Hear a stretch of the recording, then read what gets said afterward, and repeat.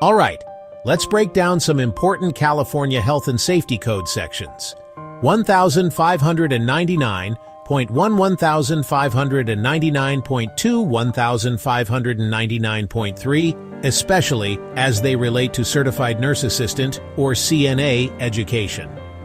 If you're working in healthcare or thinking about becoming a CNA in California, these sections are the backbone of your rights, responsibilities, and the standards you'll be held to. Let's start with section 1599.1. This one's all about the Patient Bill of Rights. Quality care, dignity, privacy, and to be informed about their treatment. As a CNA, it's your job to respect and protect these rights every single day. Think of it as the golden rule for patient care in California.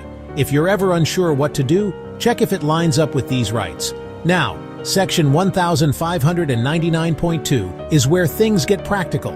This section requires every skilled nursing facility to provide each patient or their representative a written copy of these rights. It also means facilities must post the Bill of Rights somewhere visible. Why does this matter for CNAs? Because you're often the first person a patient or family member will talk to. You need to know these rights inside out so you can answer questions or spot when something isn't right. And then there's section 1599.3, which gets into the nitty-gritty of facility policies. This section says that facilities must have clear written policies about patient care, including admission procedures, transfer procedures, and discharge procedures. As a CNA, you'll be trained on these policies and you're expected to follow them to the letter. If you ever see something that doesn't match up with the policy, speak up. It's not just your job, it's the law. So, how does all this tie into CNA education? Well, California law requires that CNA training programs cover these sections. You'll learn not just how to care for patients physically, but also how to protect their rights and navigate facility policies. When you're in training, pay close attention to how the curriculum covers patient rights and facility procedures. This isn't just for passing the exam, it's what will guide you every day on the job.